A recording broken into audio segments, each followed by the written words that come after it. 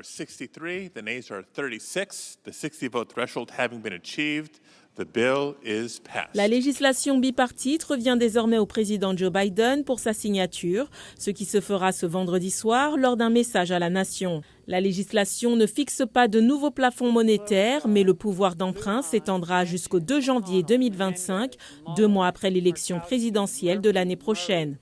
En outre, le texte prévoit le maintien de la plupart des dépenses fédérales au niveau actuel au cours de l'exercice budgétaire, commençant en octobre, avec une augmentation de 1% au cours des 12 mois suivants. Le chef de la majorité démocrate au Sénat, Chuck Schumer, et Mitch McConnell, le chef de la minorité républicaine au Sénat, ont soutenu la suspension du plafond de la dette et ont appelé à une adoption rapide de la législation. Cela exigeait une solution bipartite. Nous savions que nous devions nous unir pour une solution comme celle qui a été adoptée ce soir.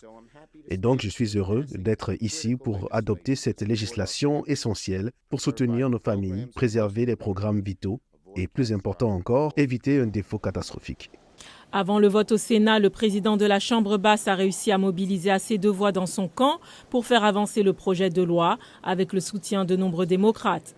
Non seulement nous vous avons donné les plus grandes économies de l'histoire américaine, mais il y aura des gens qui bénéficient aujourd'hui de l'aide sociale et qui n'en auront plus besoin, qui trouveront un emploi grâce aux conditions d'emploi. Et quand ils trouveront cet emploi, leur estime de soi et leur attitude changeront. Ils vont croire en eux-mêmes. Ils pourront acheter une maison, envoyer leurs enfants à l'université grâce au vote de ce soir.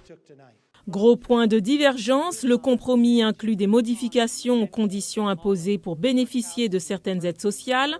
Il augmente de 49 à 54 ans l'âge jusqu'auquel les adultes sans enfants doivent travailler pour recevoir une assistance alimentaire, sauf pour les anciens combattants et les sans-abri.